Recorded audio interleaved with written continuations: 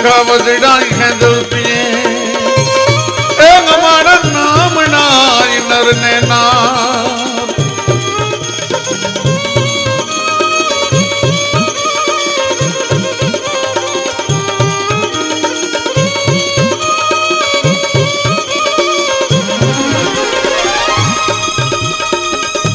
पण नेक take gun Dharmani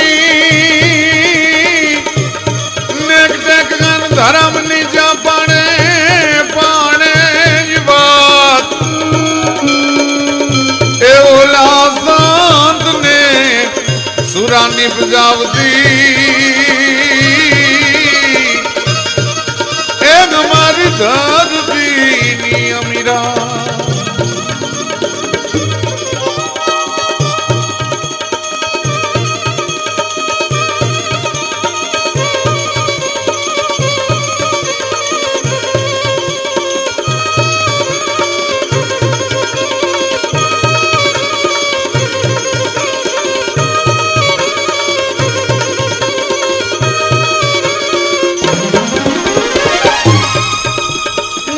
जवान यम्बान sir को किला जवान यम्बान सर को किलान वाली डाक डाक पानी डाई दर पण नकला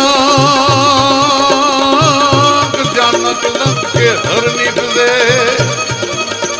ए हमारो हर वो ये देश हो रहा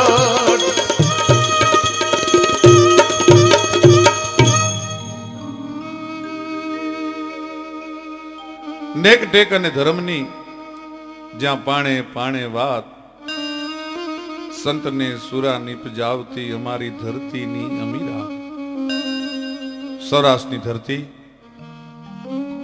तो एवी छे महाकाल ना जड़मा जाली अने उभा राखी दई हगे अने कदाच जो आसमान खडेड्યું होय कदाच जो आप खडेड्યું होय तो पोताना भुजबलना टेका दे अने खडेડા ગાભને ટેકા દઈ હગે એવા જે ધરતીમાં સુરવીરો જન્મ્યા છે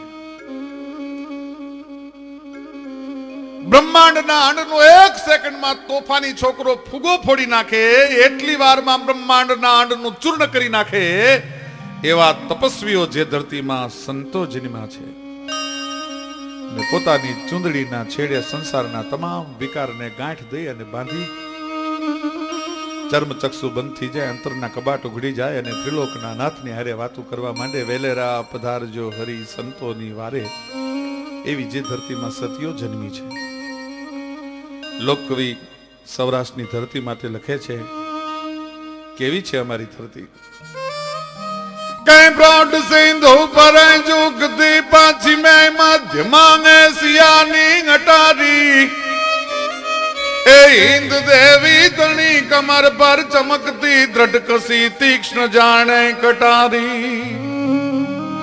अन पहाड़ उन्नत मुखे कीर्ति उच्चारता अन गरजती जल निधि गान सरणी ए भारती मातनी वंदु तनी आवड़ी तन धन्य हो धन्य सौराष्ट्र धरणी અને કેવી કેવી જવા મર્દ કોમ સૌરાષ્ટ્રની ધરતીમાં વસે છે કે કાઠી ખસિયા વસા સુર રજપૂત જામેર ગોગી લગાઈર બંકા અરે ખડગ ના ખેલની રંગ ભૂમિ મહી જંગ ના વાગ ત્યાની તે ડંકા અન સિંધુડો સુર જા ભીરુ ને ભડ કરે अनेवी धड़ुकती डोल त्रंबालु धरणी ए भारती मातनी वंदु तनिया वड़ी तन धन्य गो धन्य सौराष्ट्र धरणी एवी सौराष्ट्र की धरती पंखीना माळा जेवुं वीरपुर नामनु नानकड़ुं गाम एक देख लोहराणा समाज में जन्मेल त्रिलोकना नाथनी हारे जेनो तार लागी गयो अने ब्रह्मांडना अधिपतिने जे आंगणे ધ્રુજી જાવું પડ્યું એ સંત જલિયાણની ભૂમિ એની કર્મભૂમિ જલારામ બાપાની વાત કરવી છે. આજે પણ જે ધરતીમાં તમે પગ મૂકો, વીરપુરના મંદિરમાં તમે પગ મૂકો, જલારામ બાપાના મંદિરમાં પગ મૂકો, ત્યાં બીજા ઠઠારા નથી, ત્યાં બીજા વૈભવ નથી, પણ ઠાકરના ઠાઠને ઝાંખો પાડે એવી સાદગી જ્યાં શોભે છે. એ અદ્ભુત વીરપુરની જગ્યા, જલારામ બાપાની જગ્યા. કેવો સંત, કેવી ભક્તિ, કવિઓની જીભ જેનું વર્ણન કરતા ટૂંકી પડે. હરિ અનંત, હરિ કથા અનંતા. એ ન્યાયે જો આપણે બાબાના જીવન ચરિત્રની વાતો કરવી હોય, એની સેવાની, સાદગીની, સમર્પણની, ત્યાગની, નીતિની, ભક્તિની જો વાતો કરવી હોય તો રાત્યુની રાત ટૂંકી પડે અને કવિઓની કલમ થાકી જાય. એવો અદ્ભુત સંત. સંતો માટે અમારા કવિએ લખ્યું છે. એકવાર 3 કવિઓ ભેળા થયા. એ 3 કવિઓ ભેળા થઈ અને વાતો કરવા માંડ્યા અને એમાં 3 કવિમાંથી એક કવિએ એમ કીધું કે દુનિયામાં સૌથી મોટું કોણ, દુનિયામાં સૌથી વિરાટ કોણ? અને તે દિવસે એક કવિએ એમ કીધું કે આ ધરતીથી મોટું દુનિયામાં બીજું કોઈ નથી. અને તેથી ધરતીને પોરહના પલ્લા મીંડ્યા છૂટવા. ભાઈ ભાઈ, મારાથી દુનિયામાં કોઈ મોટું નથી. અને ધરતી પોરહાવા માંડી. એટલે કવિએ કીધું કે ભાઈ, પોરહાવાની જરૂર નથી, તારી કોઈ કિંમત નથી. જો બરોબર 8 મહિનાના તાપ તપી અને તું ત્રંબક વર્ણી થઈ ગઈ હો અને એમાં 8 મહિનાની માલપા આભમાં વાદળા ગરમ ભાવા માંડે અને એક ફોરું જો નો ધરતીની માથે પડે તો એ બાઈ તારી કોઈ કિંમત નથી. તારાથી મેઘરાજા મોટો છે, તારી મોટપ તું છોડી દે. મેઘરાજા ન હોય તો દુનિયામાં તારું પાંચ્યું ન આવે. અને મેઘરાજાને આ વાત સાંભળી અને એમ થયું, ભાઈ ભાઈ, આપણાથી દુનિયામાં કોઈ મોટું નહીં. એટલે મેઘ પોરહાવા માંડ્યો. કવિએ આકલ કરીને કીધું કે મેઘરાજા, ખોટા પોરહાવાની, ફૂલાવાની જરૂર નથી. તું મોટો નથી અને ધરતી એ મોટી નથી, પણ ત્રિભુવનનું જે સર્જન કરે છે એ પરમાત્મા ન હોય તો તમારી બેમાંથી કોઈની કિંમત નથી. અને ભગવાનના કાને આ શબ્દો પીડ્યા કે કવિએ મને સૌથી મોટો કીધો. ત્યાં તો સિંહાસનની માથે એ ઘડીક ઉઠ બેસ મીંડ્યા કરવા. કવિની નજર ગઈ. કવિ તો પરમાત્માને પણ ઠપકો દઈ શકે. પરમાત્માને કીધું કે ભગવાન, ઘડીક હેઠો બેસી જા. ધરતી એ મોટી નહીં, મેઘરાજા એ મોટો નહીં, તું એ મોટો નહીં. ભગવાનને એમ થયું કે મારું કોણ મોટું હશે? અને તે દિવસે કવિએ એમ કીધું કે ધરતીની, મેઘની અને ભગવાન તમારી, આ બધાની કિંમત જગતમાં જે ઉજળા કરી બતાવે છે એ ભક્તિ નામનું એક જો તત્વ ન હોય તો તમારી કોઈ કિંમત નથી. ત્યાં તો ભક્તિએ પગમાં ઘૂઘરા બાંધી દીધા, હાથમાં રામસાગર લઈ લીધો, ની મંડી નાચવા અને પોરહાવા મંડી, પોરહના પલ્લા મીંડ્યા છૂટવા. કવિ જોઈ ગયા, ભક્તિને નાચતી જોયો એટલે ભક્તિને આકલ કરીને કીધું કે ભાઈ, ઘૂઘરા છોડી નાખ ને, રામસાગર એક બાજુ મૂકી દે. ભગવાન મોટો નહીં, ધરતી એ મોટી નહીં, મેઘરાજા મોટો નહીં અને તું મોટી નહીં, પણ આ તમને ચારેયને ઉજળા કરી અને જગતના ચોકમાં જે લઈ આવે છે એવા જો સંત નો હોય તમને ધારણ કરવા વાળા, તો તમારી દુનિયામાં કોઈ કિંમત નથી.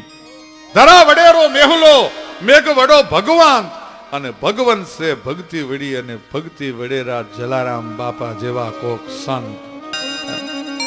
કોક જલારામ બાપા જેવા સંત હોય. સંતનો સ્વભાવ તો એવો છે, અમારો કવિ લખે છે, એ જી સંતોનો સ્વભાવ છે જેવો,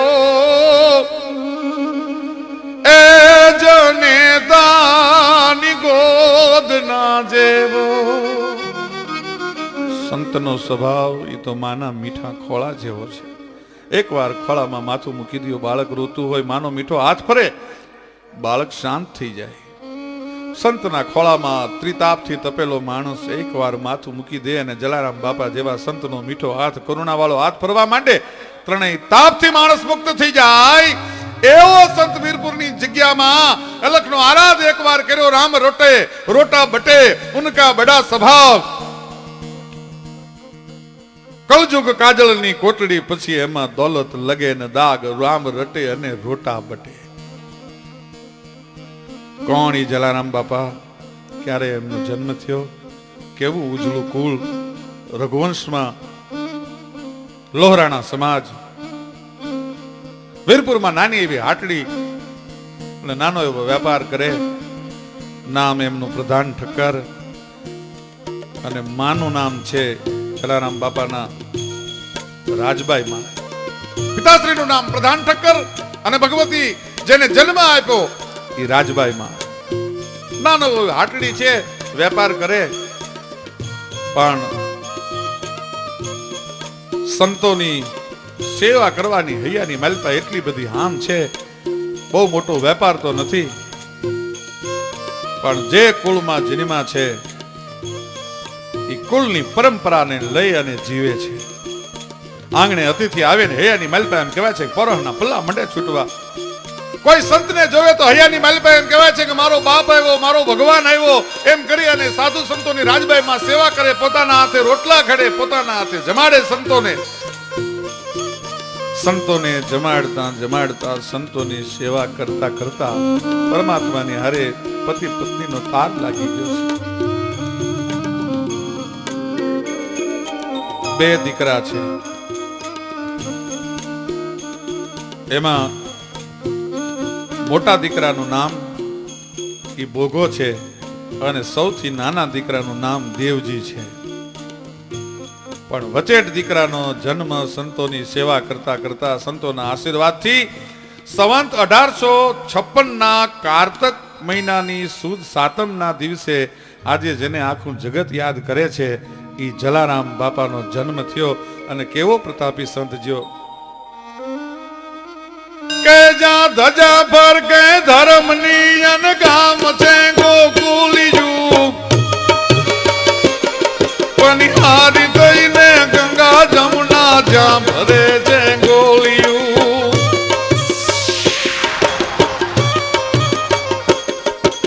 કઠણના કલિકાળમાં ઠરવાનું હાચું ઠામ છે.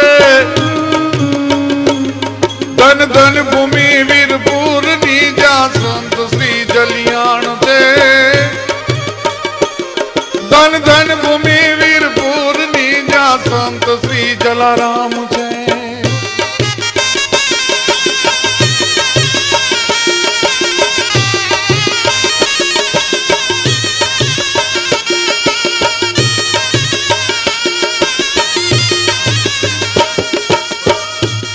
જ્યાં સેવાનો સૂરજ તપે ભક્તિ સદા નિષ્કામ છે. લેવાનું કોઈ નામ નહીં, દેવાની હૈયે હામ છે. ત્યાગની કોઈ જોડ નહીં, જગમાંગનો કોદામ છે. ધન ધન ભૂમિ વીરપુરની સંત શ્રી જલિયાણ છે. જ્યાં સંત શ્રી જલિયાણ છે. જ્યાં ધજા પર કે ધર્મની અને ગામ છે ગોકુલ યુ પનિહારી થઈને ગંગા જમના જ્યાં ભરે છે ગોલ યુ અને કઠણ ના કળી કાળમાં ઠરવાનું હાચું ઠામ છે. ઈ ધન ધન ભૂમિ વીરપુર ની જ્યાં સંત શ્રી જલિયાણ છે. વિક્રમ સંવંત 1856 કારતક સુધી સાતમના દિવસે મહાચેતના અવતરી ભાઈ. પણ રઘુવંશમાંથી એમ કહેવાય છે કે ભગવાન રામે પોતાના લોહરાણા સમાજમાં આવી અને અવતાર લેવાનો કળીકાળમાં જેમ નિયમ લીધું હોય એમ કહેવાય છે કે વચેટ દીકરો બહુ બાપને માને વાલો છે, પણ ઉગતા છોડનું પાંદડે પારખું. કાઠિયાવાડની કહેવત છે કે માણસ છોડને વાવે, એ છોડ મોટો થયા પછી કેવો થવાનો છે એ જ્યારે ઉગે ત્યારે ખબર પડી જાય. બાળકનો જન્મ થયો, જલારામનો જન્મ થયો. બાળક મોટો થવા માંડ્યો એટલે નામ એનું જલો રાખ્યું છે. પણ જનેતા રાજબાઈ બા એમ કહેવાય છે કે હયાની માલપા રામના નામનું સ્મરણ હાલતું હોય, રામાયણની ચોપાઈઓમાં ગાતી હોય. અને અહીંયા જલારામ બાપો છે રાજબાઈ માના એમ કહેવાય છે કે દૂધની ધારાઓની હારે એમ કહેવાય છે કે રામ નામને પીતો હોય ભાઈ. ઘૂંટડે ઘૂંટડે ઘૂંટડે જનેતાના ધાવણના ઘૂંટડાની હારે સંસ્કારનું અને રામનું હૈયાની માલપા પાન કરી ગયો. જલો મોટો થવા માંડ્યો અને નિશાળે મૂક્યો.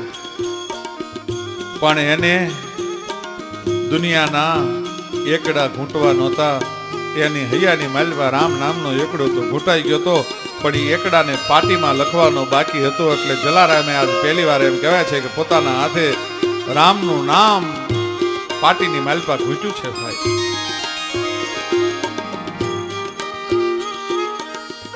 થોડા દિવસ થાય અને જલો નિશાળેથી ઘરે આવે. ઘરના પૂછે, બેટા શું ભણ્યો? એને કમાં ખમાં ગમાં એને બીજો રસ નહોતો, પણ એનો રસ ક્યાં હતો? મારે કજે તે કમલાનો નાથ રે, એ મેં તો ગણે રે ગણેલો શ્રી ગણેશ, હું નહીં ભજું વૈકુંઠનાથ વિના. મારે ગયે તે શ્રી ગોવિંદ રે, એ મેં તો ઘને રે ગણ્યો ઘન શ્યામ, નહીં ભજો વૈકુંઠનાથ વિના. હયાની માલબા એમ કહેવાય છે કે એને કમા કમળાનો પતિ દેખાતો હતો, ભગવાન વિષ્ણુ દેખાતો હતો, ગમા ગણપતિ અને ગોવિંદ દેખાતો હતો, ગમા એને ઘનશ્યામ દેખાતો હતો. બાપના હૈયામાં ચિંતા થઈ, દીકરો ભણશે નહીં, એટલે પોતાના દીકરાને પોતાની હાટડીએ દુકાને બેહારવા માંડ્યો. ભાઈ બાપનો જીવ છે, ચિંતા થાય.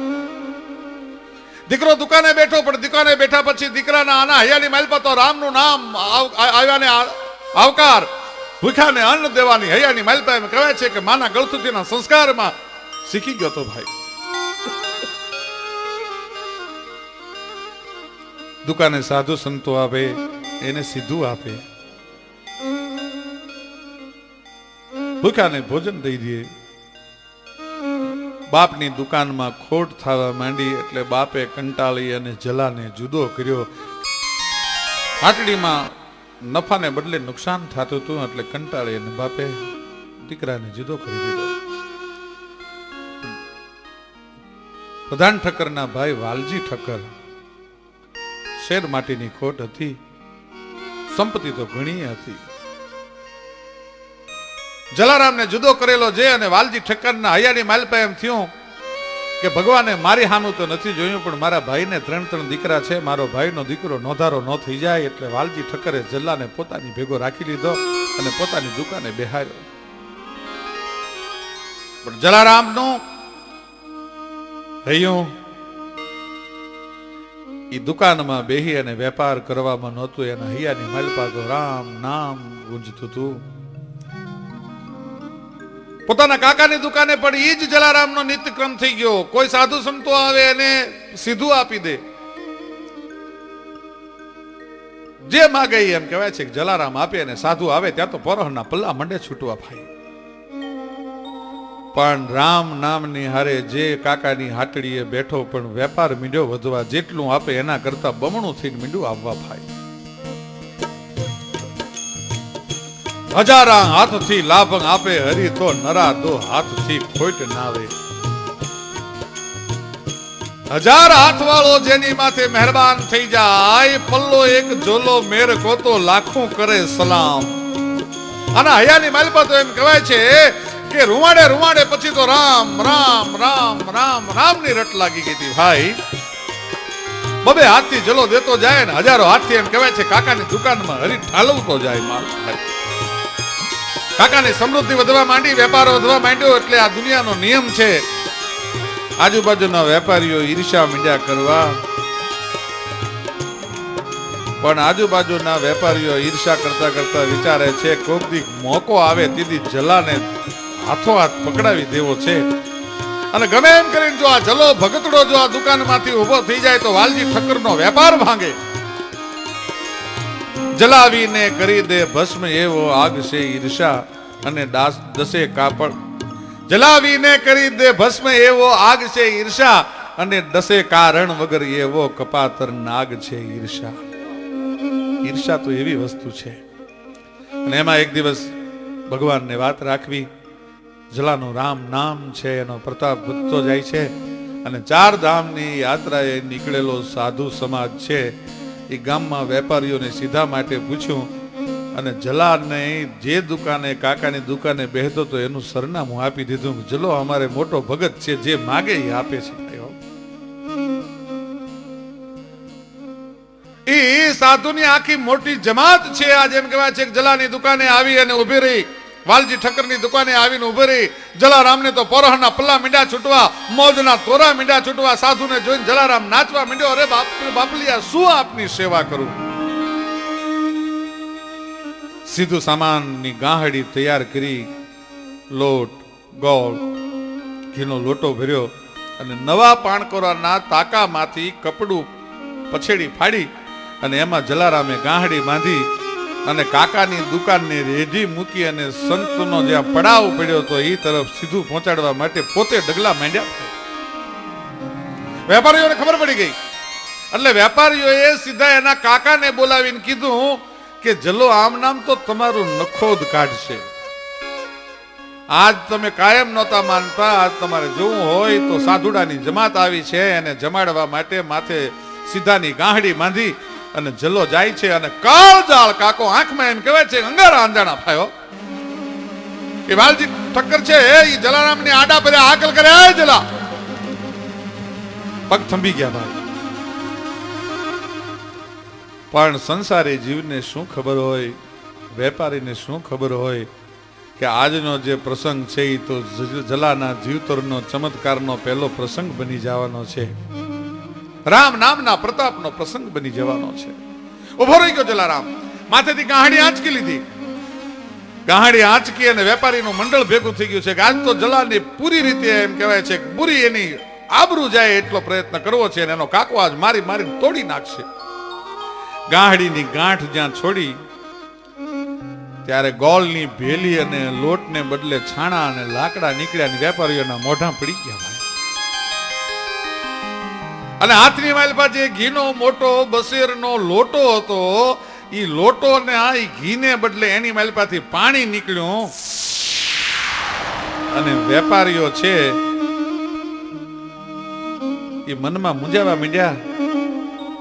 નક્કી નથી કરી શકતા કે આપણે જોયું તો એ સાચું હતું કે ખોટું હતું. સીધું બાંધતા તો નજરે નજર જોયું હતું ને આ બન્યું શું? એટલે તોય એમને હજી હૈયામાં નિરાત નથી, તોય શાંતિ નથી. એના કાકાને કીધું કે પછેડી તાકામાંથી ફાડતા અમે નજરો નજર જોઈ છે, હાલો દુકાને જઈને તાકો માપી લ્યો. પણ પરમાત્માને જેણે જેણે માપવાના પ્રયત્ન કર્યા છે કોઈ દી માપી શકાણો નથી. તાકો માપ્યો તો 1 ઇંચ પણ કાપડ ઓછું નથી થયું. વજન કરે ઈ હારે મનવા, ભજન કરે ઈ જીતે. જેણે જેણે વજન કર્યો, પરમાત્માને સત્તાના ત્રાજવામાં તોડવાનો પ્રયત્ન કર્યો, પરમાત્માને બુદ્ધિના ત્રાજવામાં તોડવાનો પ્રયત્ન કર્યો, પરમાત્માને વૈભવમાં તોડવાનો પ્રયત્ન કર્યો, બધાએ હારી ગયા છે. વજન કરે ઈ હારે મનવા, ભજન કરે ઈ જીતે. અરે આજ તારા ગજ હેઠા મૂકી અને વજન મૂકીને વરવા, બુદ્ધિના ગજથી પરમાત્માને માપવાનો પ્રયત્ન કર્યો, નથી મપાણો. આજ તારા ગજ હેઠા મૂકી વજન મૂકીને વરવા, અરે 9 લાખ તારા નીચે બેઠો કજે તુંબડે તરવા. 14 ભુવનનો નાથ આવે એક ચપટી ધૂળની પ્રીતે, વજન કરે ઈ હારે મનવા, ભજન કરે ઈ જીતે. જલારામની ભજનની જીત થઈ આજ ભાઈ પહેલી વાર. પણ પછી તો હાટડીમાંથી મન ઉઠી ગયું, વેપારમાંથી મન ઉઠી ગયું. એને તો પરમાત્માને ગોતવો છે. છેતરામણા વેપારમાં એને નથી રહી હૈયાની માલપા. છેતરે નહીં છેતરાય ના, અબજો નો આડતીયો દિશે, હવ ના હિસાબો રાખતો ઈ શેઠિયો કેવો હશે. જલારામને તો હવે ઈ શેઠને ગોતવો છે, એને ઈ આડતિયાને ગોતવો છે. એને આ દુનિયાના આડતિયામાં, શેઠમાં અને વેપારમાં રસ નથી રહ્યો.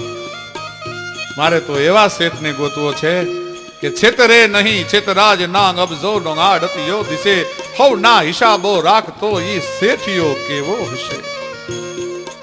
પાછો વિચાર કરે છે પરમાત્માની સામે કે ક્યાં મારો ત્રિભુવનનો નાથ અને ક્યાં સ્વાર્થી દુનિયા. વિચાર કરે, પશુ પંખીને કણ નો પિતા પરમારથી કેવો હશે.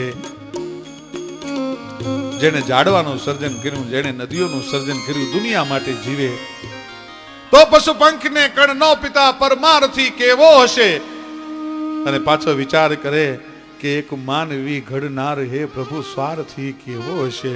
જેને આ માણસનું સર્જન કર્યું, જેની વાહે પડે એના ભૂકા કાઢી નાખે. કહે કાગ સર્જક સર્પનો કેવો કઠણ ઝેરી હશે. એક દંશ મારે તો એક સેકન્ડમાં તાળું ફાટી જાય, ને એક ફૂંક મારે તો 14 ગાવના લીલા કંચન ખડ બળી જાય. એવા ભયંકર નાગનું સર્જન કરવા વાળો ભગવાન કેટલો ઝેરી હશે. કહે કાગ સર્જક સર્પનો કેવો કઠણ ઝેરી હશે. અને પાછો સુગંધી પવન લહેરાવનાર ઈ મારો હરી કેવો લહેરી હશે. જલારામના હૈયામાં તો આ ઝંખના જાગી છે, મારે તો ઈ મેળવવું છે. અને બીજી વાત, એ જી જાન મન અંદર બેસી શકીને હું દુઃખમાં ભાગીયો થામ રે, કોઈના દુઃખમાં ભાગીયો થા. બની શકે તો શાંતિ પમાડો ને ગુના સુડે ગુનાવ બતાવો ઉપાય કોઈ જેવો, બનું દુઃખે ભાગી જા જેવો, બતાવો ઉપાય કોઈ જેવો, બનું દુઃખ ભાગી જા જેવો. જન્મના અંદર બેસી શકીએ ને કોઈના દુઃખમાં ભાગીયો થાવ. બની શકે તો એને શાંતિ પમાડું, નહીતર એના ઉના આહુડે હું નાવ. મને બતાવો ઉપાય કોઈ એવો, બનું દુઃખે ભાગ્યા જેવો. હૈયાની માલપા વલોણા ફરે છે, પોતે જુદા થઈ ગયા છે. વાલજી ઠક્કરના હૈયાની માલપા જલારામ પ્રત્યે અંદરથી માન તો બહુ છે, વાલપ અને હેત તો બહુ છે. પણ વિચાર કર્યો કે આ દીકરો કદાચ આપણા હાથમાં નહીં રહે, પણ જો જરાક એને મોહના બંધનમાં નાખવામાં આવે ને, તો મારો જલારામ છે ને એ સંસારી બને તો એનું મન ઠેકાણે આવી જાય ભાઈ. અને પોતાના કાકાએ આટકોટ ગામના પ્રેમ પ્રાગજી સોમૈયાના દીકરી વીરબાઈની હારે એનું હક પણ કર્યું ભાઈ. અને વીરબાઈ પ્રાગજી સોમૈયાના દીકરી, એ પણ પૂરો ભરવના જુદા પડેલા આત્મા બે ભેળા થયા હોય એમ જલારામજી અને વીરબાઈ માના લગ્ન પણ એમ કહેવાય છે થઈ ગયા છે. પોતાનો સંસાર માંડ્યો, પણ આ તો સંસારી જીવ નથી, એને તો અલખનો આરાધ કરવો છે. પોતે નાની એવી ઝૂંપડી બનાવી જુદા રહેવા માંડ્યા. હૈયાની માલપા તો એમ કહેવાય છે કે એને રામ નામનો તાર લાગી ગયો છે. પણ સંસ્કારી બાપનું સંતાન રઘુવંશમાં જન્મેલ ખુદ અન્નપૂર્ણા જ્યારે અવતાર લઈને આવી હોય એવી જોગમાયા જલારામજીના વેણે વેણ પડતો બોલ ઝીલી લે છે. અને પોતાના પત્નીને વીરબાઈને પિયરમાં મૂકી અને 4 ધામની જાત્રાએ જલારામજી નીકળી ગયા છે. 4 ધામની જાત્રા પૂર્ણ કરી અને પાછા આવ્યા. અને પાછા આવ્યા પછી એના હૈયાની માલપા હવે એક જ વાત છે, કોઈ યોગ્ય ગુરુ મળે, કોઈ યોગ્ય ગુરુ મળે.